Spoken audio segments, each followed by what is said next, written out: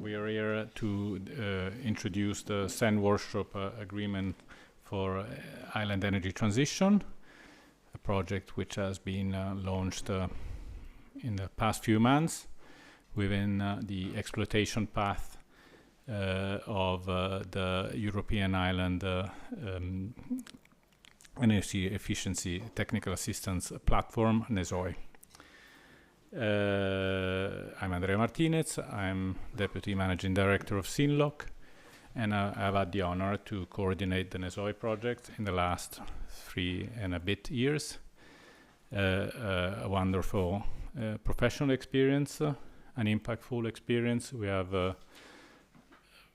according to the evaluators, so it's a third-party evaluation, done an excellent work. Now, formalities aside, and with a bit of bias, I can say that it was not only an exceptional work, but also a very innovative approach to technical assistance with multidisciplinary teams, multi-country teams, central and local teams, a very articulated mechanism which tried to bridge, let's say, allow me for the terminology, global expertise with local feeling and expertise too. Let's say knowledge of the specific locations. We decided within our exploitation path to carry out this process. And so I'm leaving the word to Viviana Buscemi to introduce today's workshop and what we will do in the next hour or so. Thank you. Thank you. So preferisco cambiare le slide. No. Okay. Tante slide. Oh. Grazie. So this is now.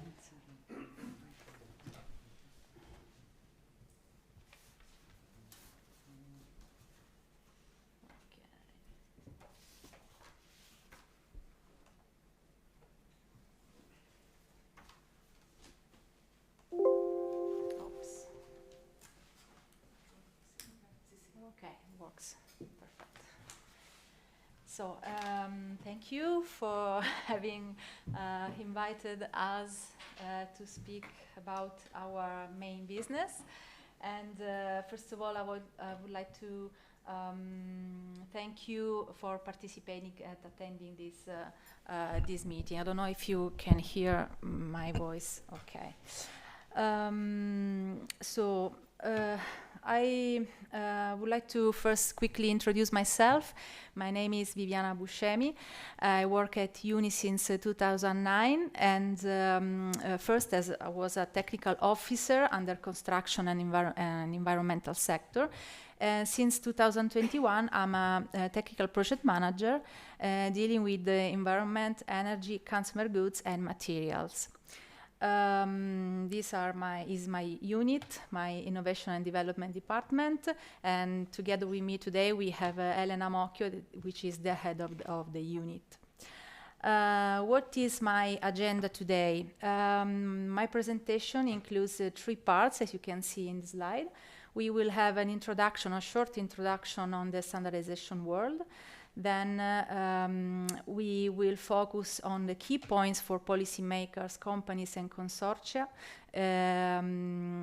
going through the European standardization strategy and the milestones from research and innovation project to standards. I will explain how it works. And then, last but not least, we will talk about how to include standardization in these activities.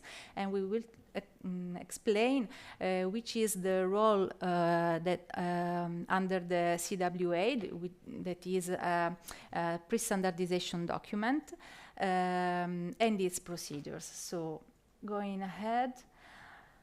First, to show you the world of standardization, I have a short video. I don't know if it works. I hope. No. Why is not working? Sorry. No, No, it's not work. It looks not linked. I don't see a link. No, qua magari. No. Okay, it's not a problem. I have many slides that will explain with different words how it works. So, according to the standardization system, we have many people working in this system. On the left side of the slide, we have the scale. We have a system that works at international, European, and national level. At international level, we have different standardization bodies. For electronics, we have ISE. For telecommunication, we have HI2, and for all the remaining sectors, we have ISO at international level. So all over the world, the standardization bodies works under ISO and develop ISO standards. At European level, we have CENLOC for electronics, ETSI for telecommunication, and CEN for the other remaining sectors. At national level, in this case, we have the Italian situation. We have CEI that works for electronics and telecommunications, and UNI, which I represent, as all the technical body, the standardization body for all the remaining sectors. On the right of the slide, I put the legal basis that is under all this system. At international level, at ISO level, we don't have a legal basis. This means that ISO standards are developed voluntary, on a voluntary basis, and countries are not obliged to adopt these standards. At European level, the situation is different. We have the European Regulation 1025 that was updated on December 2022, and this regulation helps to rule the relationship between all these standardization bodies and with the European Commission. Of course, every country at European level has to adopt this regulation with a national decree or internal national law. This is important because this means that when European standards is being developed at European level, every country has to adopt this standard. So if we work at European level, we have a sort of mandatory requirement to comply with the contents of the standards. But we will see going ahead. This is just a picture to show you the main standardization bodies at European and international level that represents their country at European and international level. How it works, the system of developing the standards. We have a panel of stakeholders, a platform of different stakeholders that goes from industry to government to the public sector, and again to consumers, labor sector, academic and research bodies, up to non-governmental organizations. All these stakeholders work together in the technical committees and in working groups that develop and discuss technical standards at European, ISO, or national level. Here we have the main deliverables that are used to express technical contents. So at a national, European, or international level, we have technical standard that is the main document developed in the standardization bodies. It's intended as to be a prescriptive document that expresses the consolidated state of art and is revised every 5 years. We have two other, let me say, less important, if we can see like this, kind of documents, the technical specification and the technical report, that are prescriptive documents that foresee an experimental level state-of-the-art which is in progress, still in progress.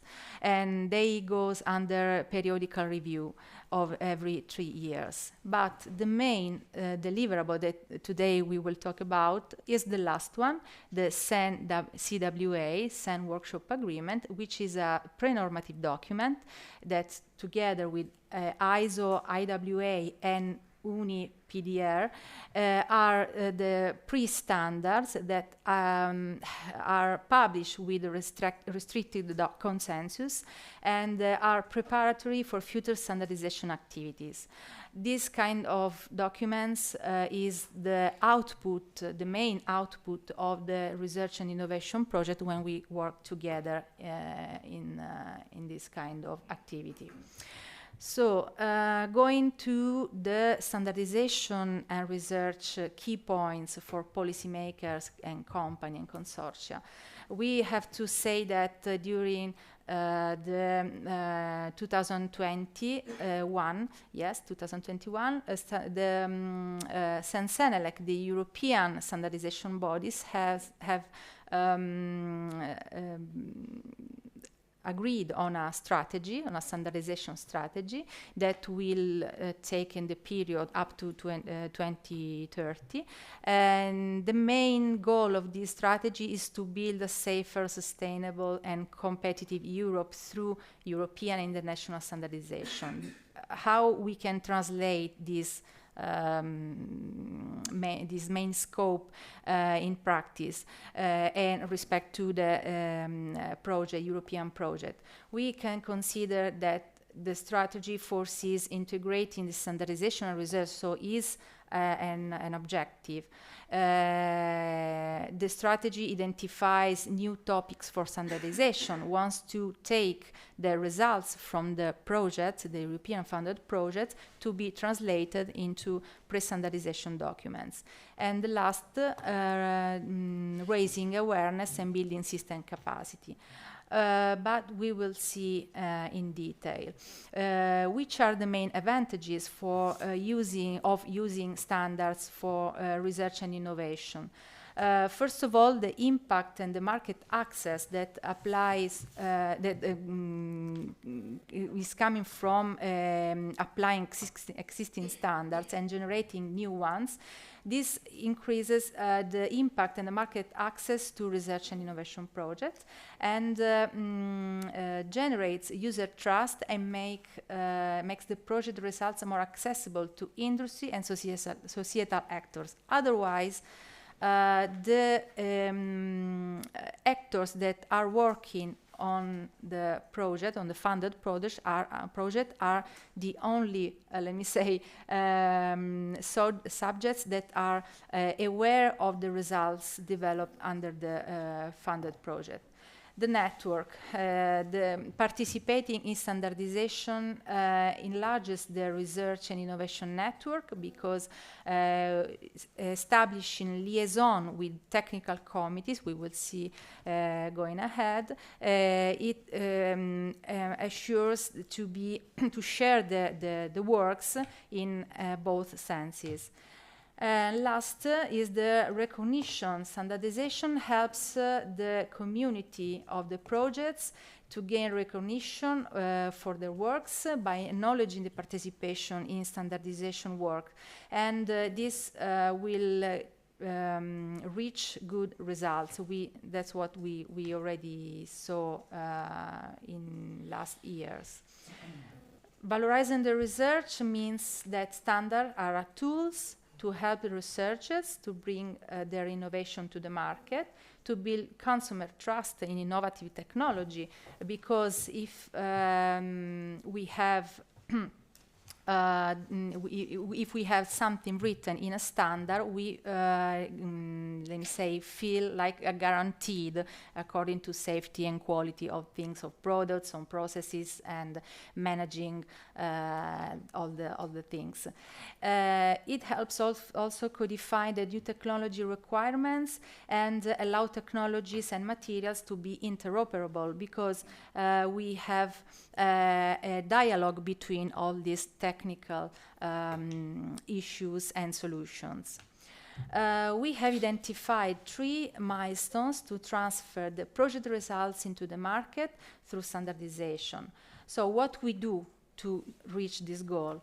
We, first of all, make an analysis of the state of the art. So we consider which are the relevant standards that can apply to the project. Secondly, we made a gap analysis and a need assessment, just trying to see what is missing in the existing standards.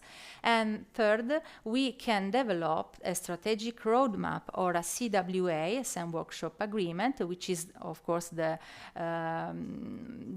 best solution. In such a way, we can transfer the market to the market the output of the project. How to include standardization in this activity? So we see the state-of-the-art analysis, how is conducted, which is the methodology that is under this analysis. We start from the grant agreement. Our baseline is the grant agreement of the project, in which the tasks and the objectives of all the project and the tasks of all the partners are described. We go through analyzing the database of standards, the existing database of standards, and the standards that are going to be developed, so are not already published but are ongoing. We saw also sister project under Horizon 2020, Horizon Europe, that can reach similar results or are complementary, are going to a complementary research, and the relevant, of course, work packages activities. This task is useful to see the activities, the main activities, and the partners' input that can be put together to have the standardization mapping. In this slide, you can see how many information we have to manage. We mapped hundreds of documents that are already published or not under development that can be potentially relevant to the project. So for each document, we collect every information, the reference number, the title, the scope, and the year of publication, the status, if it's is ongoing or not, already published, or is transformed into a different deliverable. And at the end, we have classified also the main areas, the list of keywords that can help researchers or people, communities that wants to see if the technical contents are already treated under standards or can help in reaching the results of the project too. We, as output of the state-of-the-art analysis, we develop many standardization toolkit. These are 2 examples, one from Silk Thread project and the other from BioResearch project that is quite new. This is an example that can give you an idea of what is possible to do by collecting all this information from the standards and understanding in a better way the links between standards and regulations, because in case of Silk Thread we have matched the information from standards together with the European regulation or European legislation. So we have a complete overview we can build a complete overview of all the sector that is under a certain project. Concerning, we said before, the liaison, we can establish a formal liaison between the project consortium and the technical committees at European or international level that are active in the same field. This can help the consortium partners participate in the technical committee directly and exchange information and get in touch with new stakeholders. This is a very interesting point for us. I will explain better after. Concerning the new pre-standardization document, here is the main, let me say, the core business of this workshop today. The CEN workshop is, like we can say, a working group, is a flexible working platform that is open to the participation of companies, organizations inside or outside Europe for the elaboration of a CWA, the CEN Workshop Agreement. So the name of the document is CWA and is has a name also, a number also to identify it respect to the standards. This document is published under consensus under a general agreement that is characterized by absence of sustained oppositions, or so is based under an agreement between the concerned parties, and by a process that involves seeking to take into account the views of all parties concerned and to reconcile any conflicting arguments. So is agreed by the participants. This document is designed to meet an immediate need. So the very important, let me say, value of this kind of document is the timing. If we need more or less 3 years to develop, in normal cases, a standard, we have 9 months is maximum, 1 year maximum to develop the CEN Workshop Agreement. So this is a very important point, because this kind of document are used for rapidly changing context, like the results of a project, and is a kind of output of this research project, and is requested in many cases from also the rules of Horizon 2020 or Horizon Europe.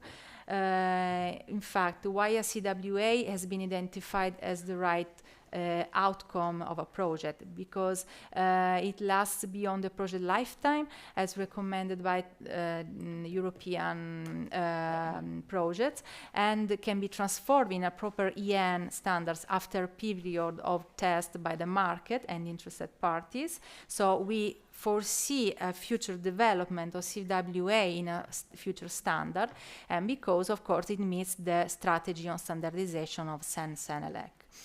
The rules are very easy, let's say.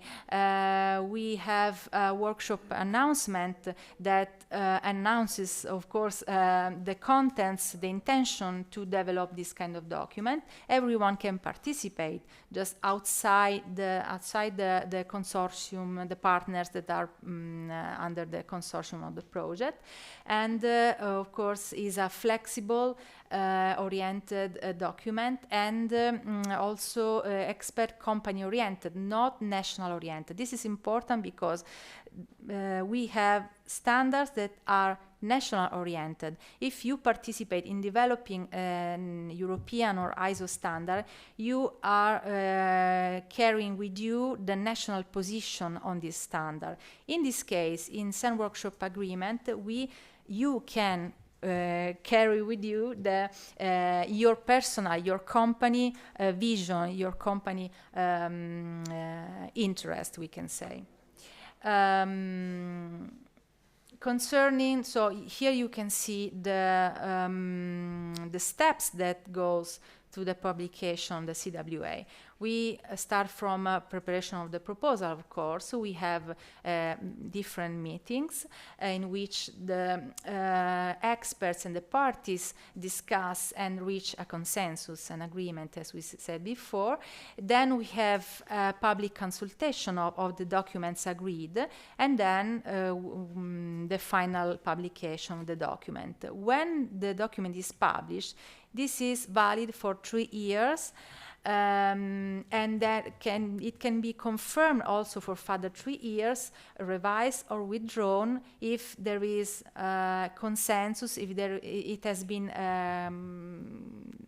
let me say, applied with success or not. This is a slide just to show you the main things that we already said. It's a pre-standard. It proposes a possible future state of the art. So this means that the CWA can be transformed into a European standard. It's developed by a team of experts under the workshop of CEN. Is developed. The timing for development is reduced in comparison to CEN standards we said before, and participation is open to every interested party, interested stakeholder. We have a guide that regulates all these aspects and the rules for developing. Here I put just the link of the page of CEN in which you can find all the published documents, the CWA that are already published, and here is just an example of the first page of CWA. I put also some useful links that if you want to discover more, you can see that other standardization bodies started to work on projects on developing CWA because results already reached are good and so are positive, and that's why we are going ahead with this kind of activity. And this is our portfolio of projects, and is not complete, of course, but we have other three, I think, new, that we start in the next months. And you can see that we can reach a CWA in every sector. So it's not just a matter of environment or a matter of, I don't know, a technical, very technical matter, but is something that we can treat, that can contain different scope and different field of applications. I think that this is the last. Thank you.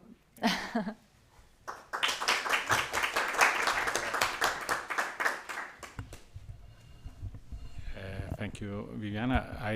Before it's my turn again. I think a question which I think would be interesting for the panel is what is the measure of success? So in terms of when you said before, when it's applied at large, what is a measure of at large?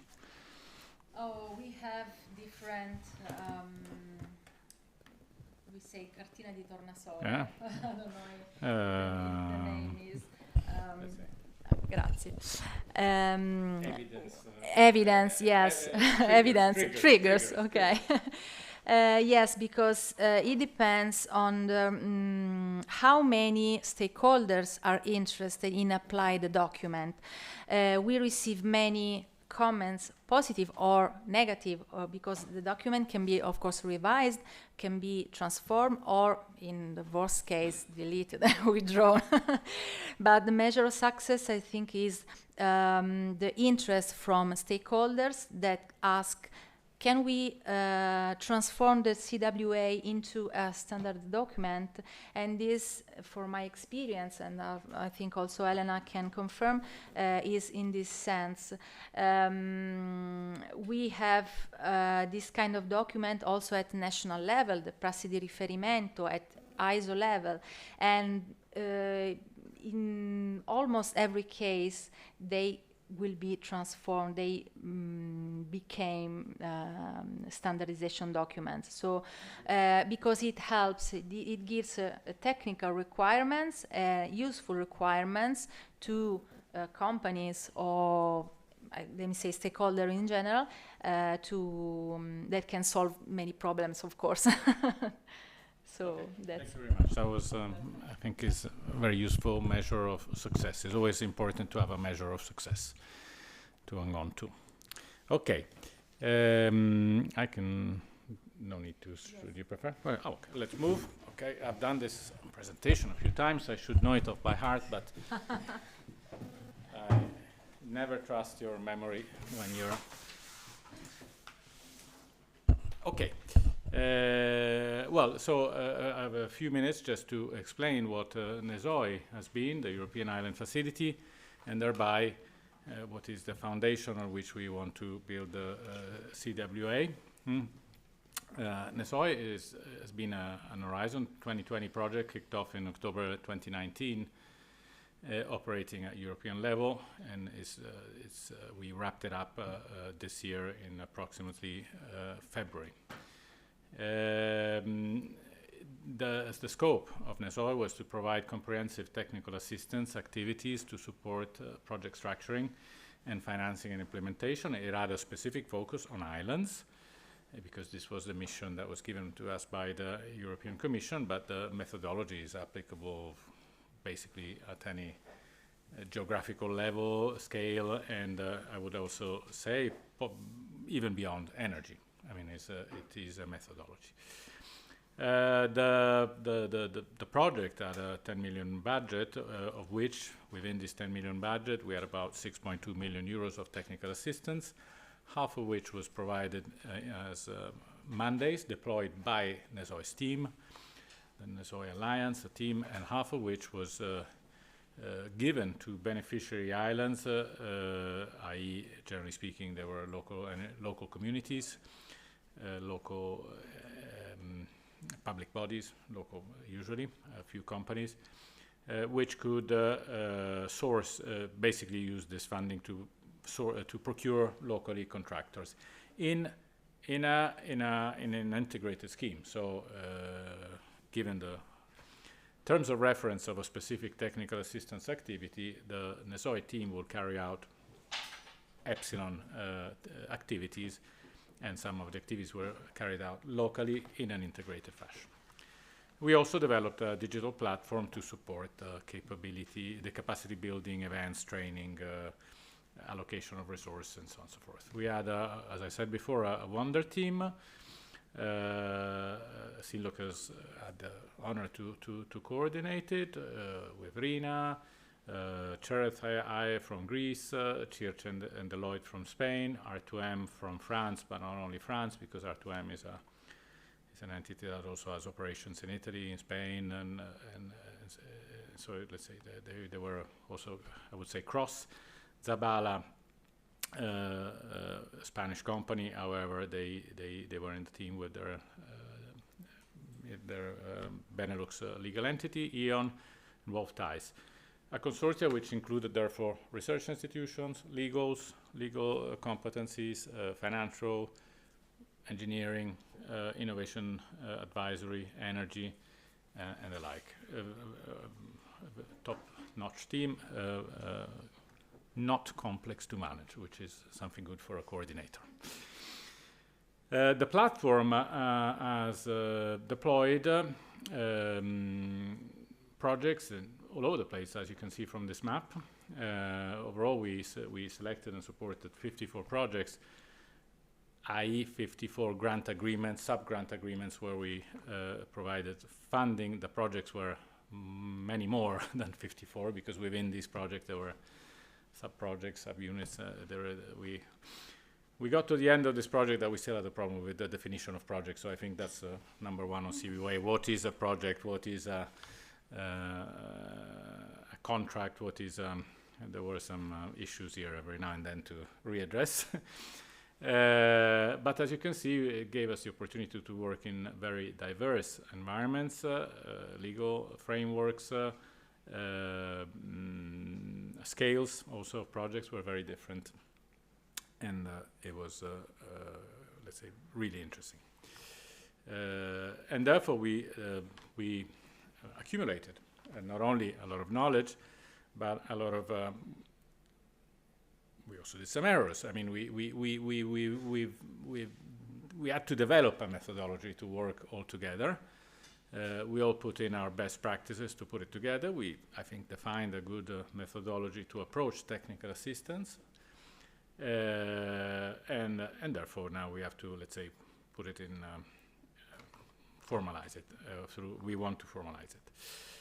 What key numbers? We did 2 open calls to select these projects. We had 166 applications. As I said before, we supported 54 projects. These are more than 70 islands in 12 countries. We have, through the technical assistance, created the conditions to mobilize 455 million euros of investment. So this is one of the first keys of why technical assistance is important. The underlying concept of NESOI came from the realization of the partners and partially also from the experience of SINLOC has had as an investor, which we are also an investing company, that it's very difficult to have projects ready to go, let's say. Okay, so the creating the conditions for projects to be activated, i.e. mobilized. Mobilized means that they maybe have surpassed permitting issues, they have a clear strategy in mind, not only on how to do it, but actually how to manage it. They have a roadmap of financing. This is a major critical element in deploying investments. More so if, as we are currently, let's say, witnessing day by day, you're investing in new types of investments with new technologies, with new approaches, with new setups and everything. No? So we're entering into a huge field of ignorance on behalf of those involved in projects, and you need to support to fill the gap. We just have to be honest. We don't know how to do it, so or our planners don't know how to do it. We have to be honest about this, and we have to support this. We have to fill this gap. And this is what it's done. So the platform deployed to create the conditions to mobilize this investment, and obviously to have, well, there were some impact drivers that we had to match in terms of emissions, of followers and events, and so on and so forth.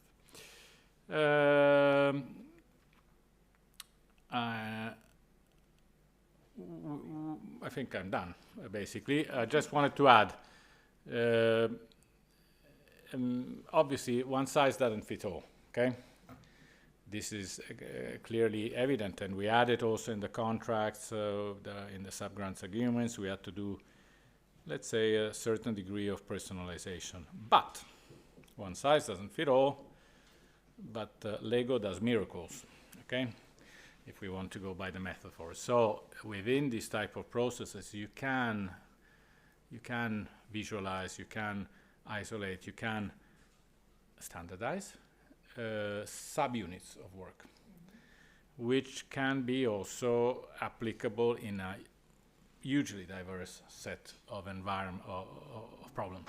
Okay, this is, I think, a huge step forward that the industry has to do, the knowledge industry. Okay, i.e. not standardizing the solution, but standardizing the elements that bring the solution. Okay, if this wasn't true, I mean, we wouldn't have anything, because you don't standardize a computer, you standardize the units of a computer. Okay, and you can do that with knowledge.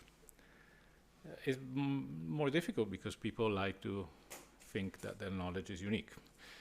But as a cultural challenge, I think we have to face as Europeans, because we are Europeans, we have to compete as Europeans in a global environment, is if we were able to leverage on a bit more on the standardization of knowledge economy, we could do things a lot faster and fill the gap of ignorance. Thank you.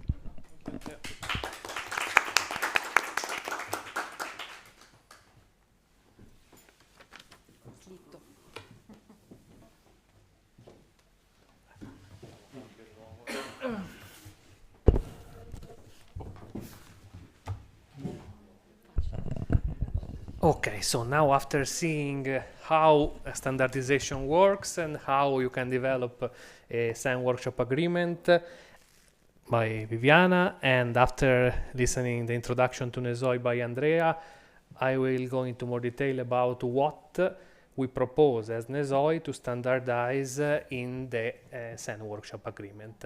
Basically, in addition to the impacts that were mentioned by Andrea related to the number of projects that we have supported, the investment that we have contributed to mobilize, the CO2 emission that we have contributed to save, in NESOI we have developed a huge amount of knowledge, I would say, and part of this knowledge is related to the procedures that we have developed for managing different aspects across the whole project. So we had this idea to start with the elaboration of this CEN Workshop Agreement, and this is the very short description that we presented in the application for our CEN Workshop Agreement. So basically, we want to define procedures for the management of technical, financial, legal support to energy transition projects implemented through a cascade funding approach. This includes procedure for the selection of projects to be supported, standardization of technical, etc., assistance menus for energy transition projects, and procedure for management of cascade funding initiatives. Although we are starting from the standardization of something that is related to energy transition of islands, as anticipated by Andrea, this doesn't mean that we can use these procedures only for projects related to energy transition of islands. We can use it for any type of project and initiative that includes selection of initiative to be supported, management of cascade funding and or technical assistance, and as you can see in the list of 4 topics that we want to standardize, also in the assessment of replication potential for projects. So let's go into more detail on these 4 different components. This has already been mentioned by Andrea in the overview of the project. So we start from the management of the open calls. For the management of the open calls, we had in 2019-2020, we had to develop eligibility criteria to identify which projects were eligible for assessing NESOI, selection criteria, and evaluation procedures in order to provide the applicants with transparent criteria to know if they were eligible, what information they needed to provide, and how they would have been evaluated. So, eligibility criteria. Here you can see the list of topics that were covered in the eligibility criteria and that we would like to transpose in the CEN Workshop Agreement for this component, and some examples of specific criteria that were included among the eligibility criteria. So, location of the project. In our case, it was on an island belonging to the EU member state, including outermost regions, excluding OCT, etc., etc. Beneficiaries, basically, public entities could apply, local, regional, and national authorities, public companies, so companies controlled by the public sector. Also, private companies could apply, provided that they had a letter of support from a public body. This was to exclude a bit, to provide public funding to private companies that had no public interest. I mean, the electricity grid can be operated by a private company, but it is a company of public interest. A water company for the island, it's the same. We are not supporting the steel-making plants who has an energy efficiency project only because it's installed on an island. Then we had defined what type of project could be eligible for the facility, basically any energy related type of project, timing of projects, to be started before the end of NESOI project in terms of launch of the tender or start of the works, etc. The impact that needed to be at least on two of these aspects, so reduction of primary energy consumption, of CO2 equivalent emission, improvement of local environmental condition, mitigation of energy poverty, and then additional rules related to the compliance with the EU norms, legitimacy, honorability, and the language of the technical assistance. After defining the eligibility criteria, we have prepared the selection criteria and in parallel the evaluation process. So we have defined a standard application form that requested the applicant to provide all the information related to the project that you were applying for, divided into 4 main areas, so project description and main features, project impact, project execution and NESOI support, and beneficiary and island ecosystem. These were the main areas of the application form, and they were also the key areas on which projects were evaluated. So each project was evaluated with a score from 1 to 5 by 3 different evaluators of different companies of different countries, not more than 1 from the same country as the applicant. And then we averaged the 3 scores received. If they were too much different, we organized consensus meeting, etc. And we provide also bonuses to account for projects with a very high replicability potential, a high innovation potential, archipelago, so if they were addressing more than 1 island, and quality of supporting documents, so if they had to provided very detailed supporting documents to their application.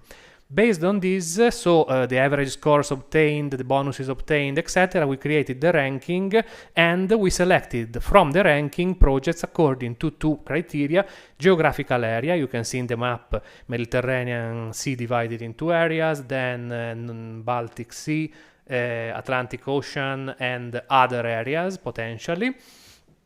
And we have selected also projects depending on the maturity level, so entry level like energy planning, initial studies, conceptual design projects, and deployment level, so projects ready to be implemented that maybe had already defined the technical aspect and needed support in the identification of financial opportunities, for example.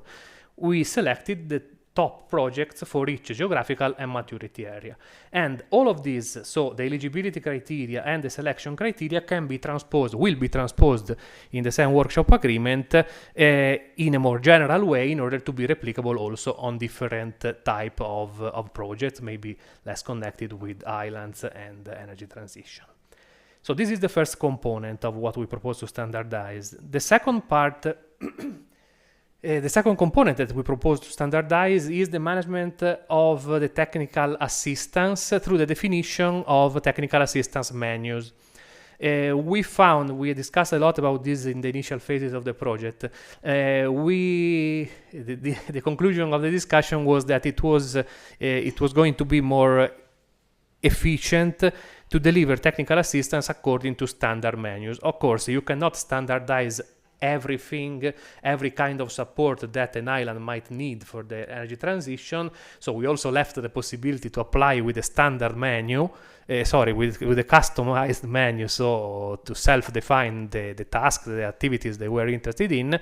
But we provided them with a number of 8 technical, financial, legal assistance standard menus that included, for example, the elaboration of energy planning document, of feasibility studies, of due diligence services, elaboration of a business plan or info memo, application to funding programs, and elaboration 3 menus for the elaboration of tender documents. For each menu, we have developed a sheet like the one you see. This one, like the one you see here, where we defined a number of subtasks, a number of standard deliverables, a standard work plan, and a range of budget allocated in terms of person month of NESOI staff and budget for the local advisors. Since as introduced by Andrea earlier, one of the key components of NESOI was, the key features of NESOI was to couple the international experience of the NESOI consortium with local assistance from experts from the island that were paid with the cascade funding component of NESOI. Second component of the NESOI that we want to include in the workshop agreement. Then we want to address and to include in the CEN Workshop Agreement some rules for the management of the technical assistance. These are related to clustering projects, identify the teams and roles of the different experts involved, setting up of common management tool both at project and at consortium level, and the provision of technical assistance itself. So clustering, as we did during the evaluation phase for the open call, we also clustered projects according to technical assistance menu selected, the geographical area, the maturity level, the expected investment and the requested grant, the sector and the technologies involved, etc. And this helped us in building customized approach and also in building working groups to progress, to be aligned in progressing in the technical assistance activities. We call these focus groups, and we exploited this focus group to exchange knowledge among different experts and different NESOI members involved in the provision of technical assistance. Then identification of NESOI teams roles. At the beginning of the project, we defined, for example, which language was the technical assistance going to be provided, mainly in English, but in some cases we provided it in Italian, for example, RINA, SINLOC, R2M, in Greece, CERT, etc., CIRSE in Spanish, etc. We identified 2 or 3 partners per project that were going to support to provide the technical assistance based on the technical expertise in addition to the language competence, and we defined the planned effort with the target of having this maximum 60,000 euro equivalent in form of person months of NESOI consortium, in addition to the maximum 60k of cascade funding. Then we set up common management tools at project level, so a detailed work plan with a number of alignment methods, an interim and the final report that included all the different deliverables prepared in the project. This was also related to the disbursement of the interim payment and the final payment for the cascade funding component. We defined what were the KPIs to be calculated for the project, that at the end, together with the final report, needed to be calculated and were used to monitor the progress and the achievements of the technical assistance and as NESOI as a whole, and an action plan for the implementation of the project following the technical assistance. In parallel, since these were the management tools at the project level, in parallel we also developed, since you can imagine how difficult it is to manage 54 sub-projects in parallel, basically they were in 2 open calls, but there was a huge overlapping in any case. We also developed tools to manage this large set of projects at consortium level. So an overall dashboard with all the details of the projects in terms of main features of the projects, main tasks, and the percentage of progress of the different tasks, reasons for delay, corrective actions, etc., to have an overview of all the projects together and how they were proceeding. Then we organized periodically project meeting with the project manager. We evaluated at the end of the project output and asked the project to provide an adoption letter, basically a letter committing to implement, of course, provided that funds are identified, etc., committing to implement the project for which they had received technical assistance, and tools to monitor the use of resources, the effort, and the related cost, both for internal resources and also for local consultants.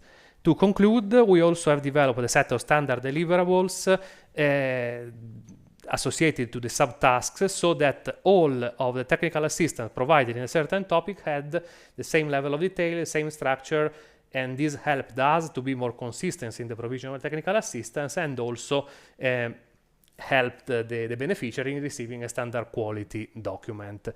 Focus group were already mentioned, and the replication will be mentioned since it is the last component of NESOI that we want to standardize.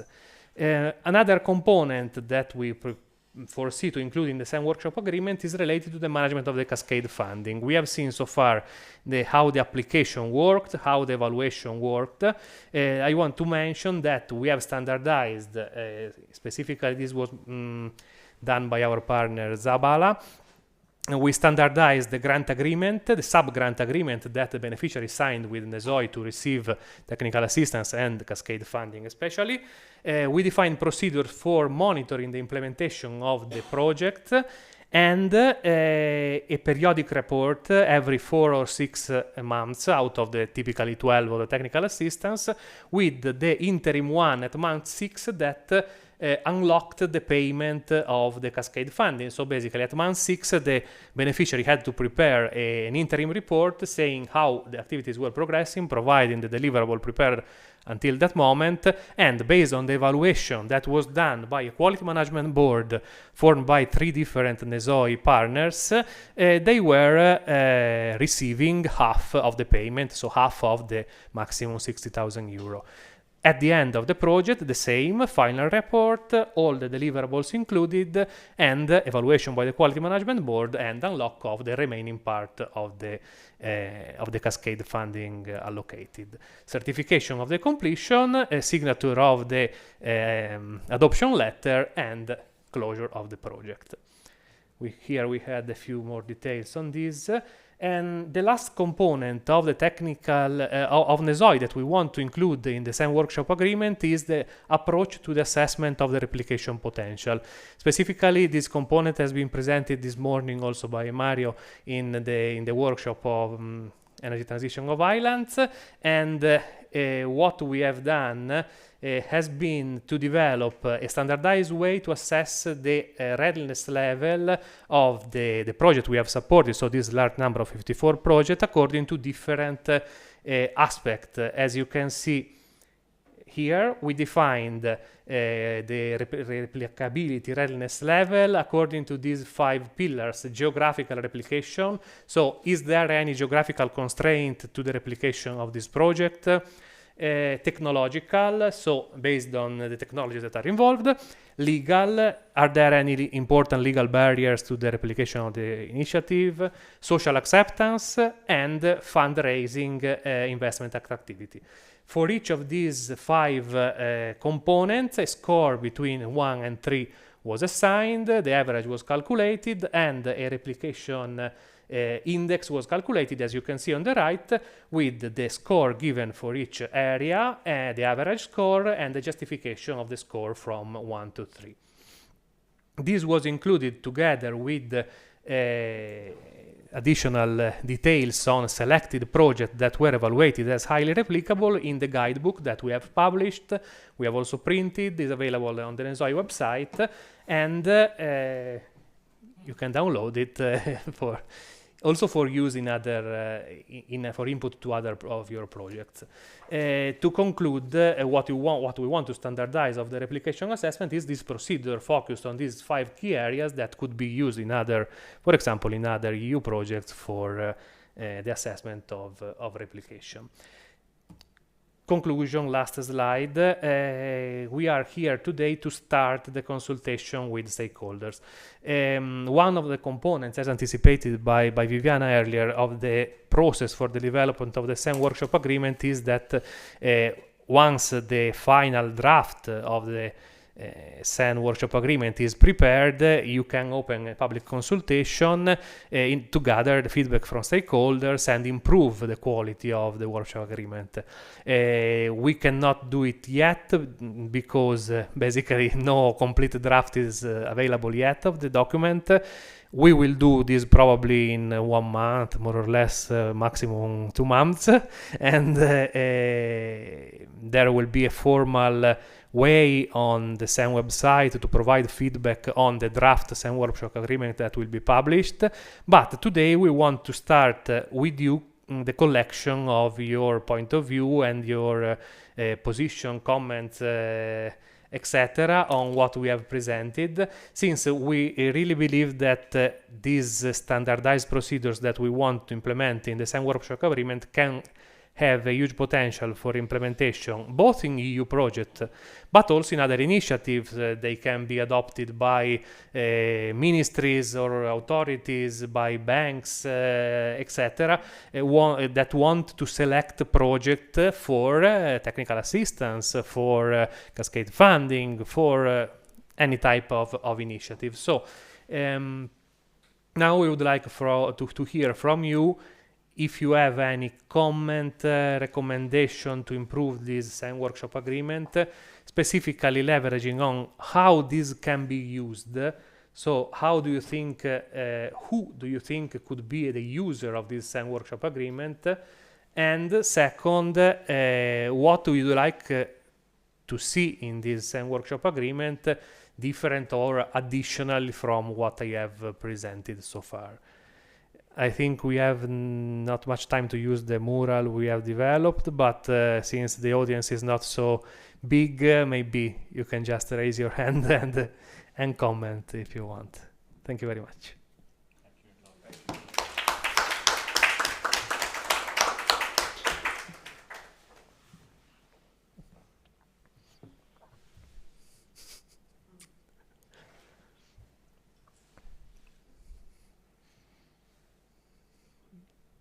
Even, please. Regarding this weight that you gave to these different factors for their application, the approach is very interesting, but could you, for example, consider different weight factors for different category or different areas? Yes, sure. We developed this index. It's the applicability readiness level. Not only was something that we need to assess projects that were carried out on islands. Okay. In principle, the indicator is flexible. So, in case we need to apply, and this is something that we need to work on in the preparation of this last session of the CWA. Of course, we are including other criteria that should be taken into account in order to assess the replication potential. Indeed. So the answer is definitely yes. It is the approach that we like to standardize. The indicators were specifically adopted for NESOI.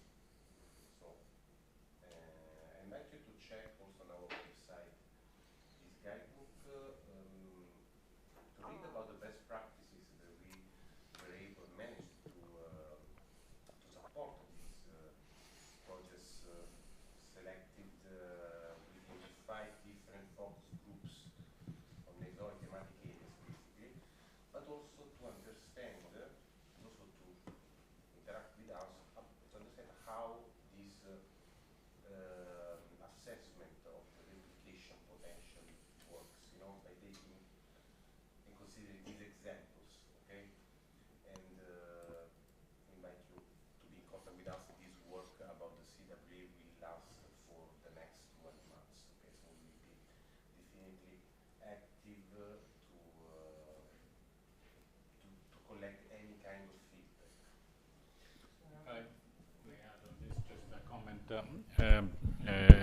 As Mario said, there is an adaptability depending obviously on the type, let's say, of industry you're applying it to. There is, however, a kind of a guiding principle. Replicability comes with, let's say, progressively increasing supporting technologies, sound legal schemes, contractual schemes. I mean, the major issue of replicability is if you find a sound contractual scheme to utilize setup, okay? Because that's the real driver of replicability. Is making sure that you have people that buy your technology, procure your technology, use it in a setup, whatever it is a project, finance, it's just a plain procurement, it's a service contract. That is really the key. And obviously, the more it is innovative, the more the contracts are a bit difficult to, and maybe you need to a certain type of finance, which is the first element. So it's if you look at it from that perspective, you can adapt your replicability index quite easily. Or even going to stream, use it as a first element and then you dwell into, no? And you go, okay, more or less I'm off route, and then go in and go into the details. I guess the approach is absolutely interesting to systemize this procedure. I also have an overall question of the project. How feasible is, I don't know if you can answer it now or not, how feasible is just reaching all the goals? I just quickly went through the goal in the website, but it's job creation, reaching sustainability, cascading funding. How feasible is to have all these options together? Because, for example, going toward feasibility is somehow in conflict with job creation sometimes because it prevents the economy to grow faster, right?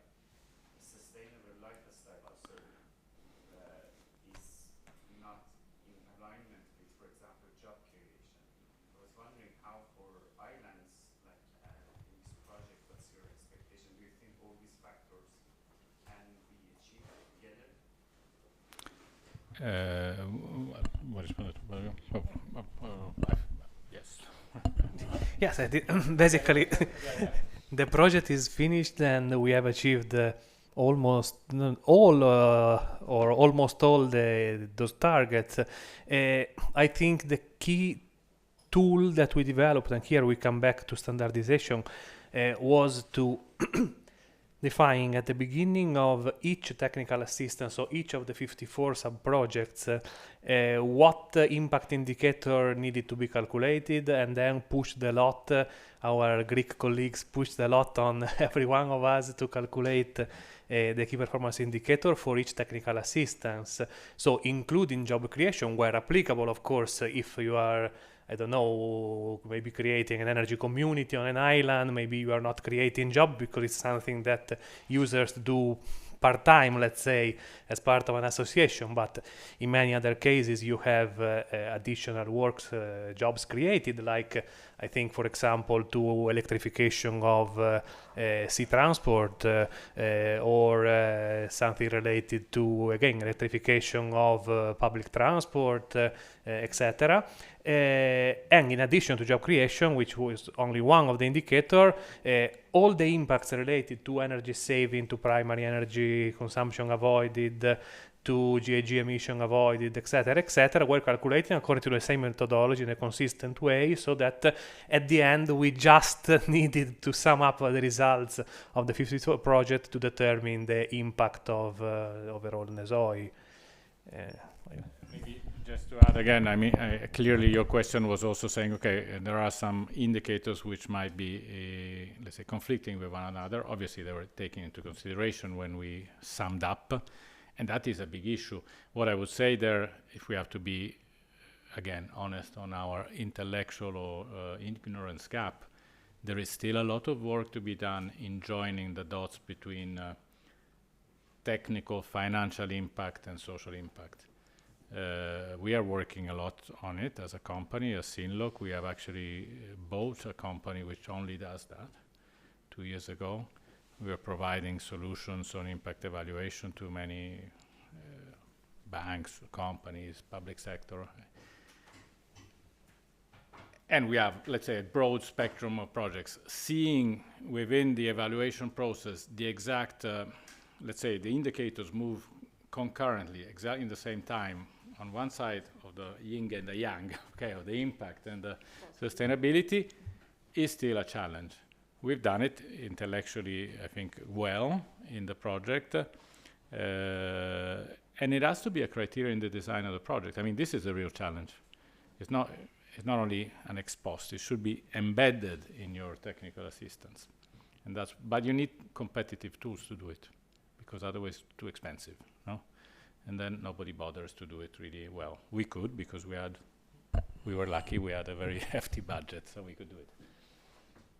Yeah, that's interesting, because in a grand picture for the European Green Deal, also the target is to reach carbon neutrality while industrialize the whole Europe.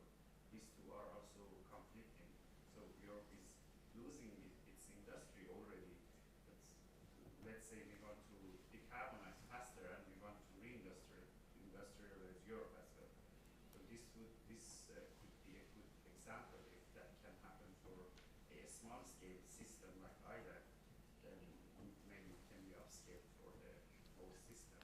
Yeah. That was the idea the Commission had. Let's say if the island is a planet Earth, let's find a module, a blueprint, and try and replicate it. That's basically the idea.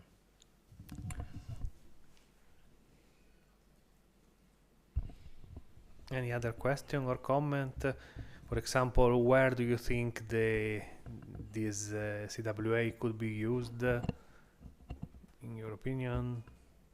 Also depending on the type of project you are involved in. If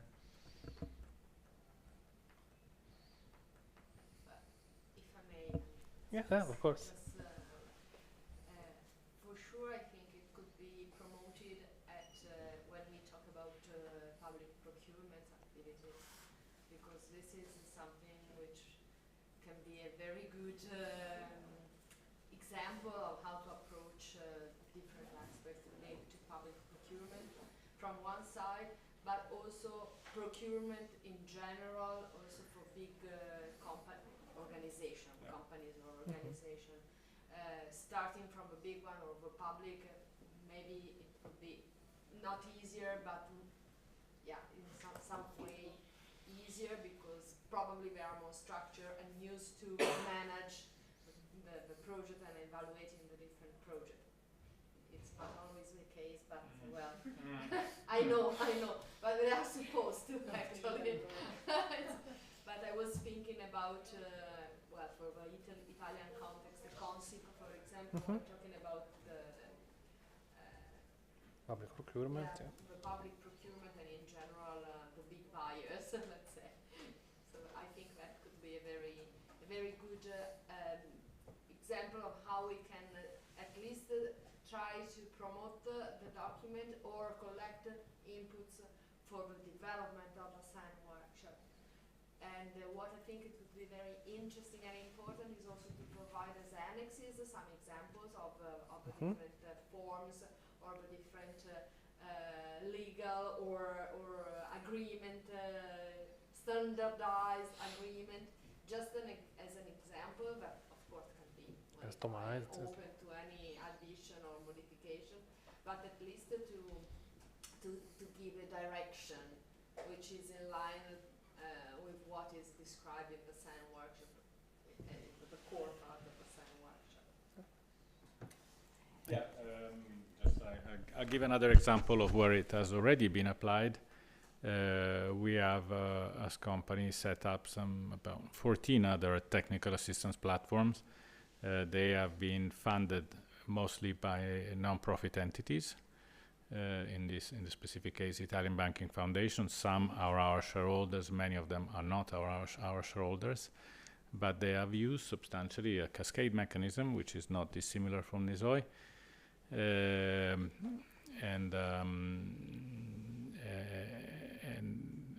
at times also with the, let's say, mixed use, so one advisor and the local team, at times not. Also in very different, in a broad range of activities. We've just supported Fondazione Parma, which is not our shareholder, in setting up a similar platform on social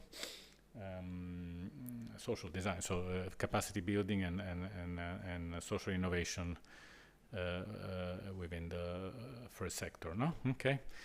Social European Action Plan, just to give it a label. So. You have scope, and again, why NESOI? and so maybe why CVOA and maybe a standard, because we need to accelerate investments. We need to fill that gap. I mean, this is the why of it all. How? Method, we'll see, but you need a method. If it's not this method, it's another method. You need a method. Otherwise, it's improvisation and not putting our heads together to do it quick. Okay, I mean, as Giorgio, which I thank not only for today, but I thank with all the colleagues, but Giorgio needs a special thank for the massive work which has been done in NESOI. Is a pillar of NESOI together with Mario, Alessandra, and all those. Sophie, we were all here. Cecile. Some of us are here, not all. Only a few. Of the many. As I said, I mean, we really, please feed in, come in, let's talk, let's discuss things, and help us to target this as better as possible.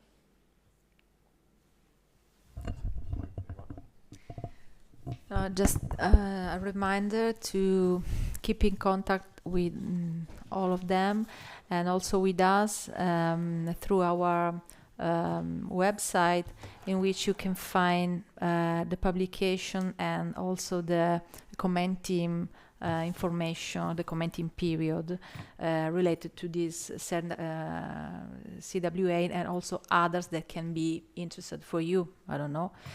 Also in the CEN website, you can find, as I show in one of the slides, many information on the working documents that are developing.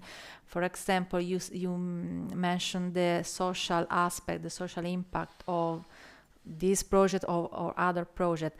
This is one of the last aspects that at ISO level in special, so this means at international level, is being considered. We will see in the next I think weeks the publication of a new standard, ISO standard, that will be adopted also at European level, so it will be adopted as a cascade at a national level on social life cycle assessment.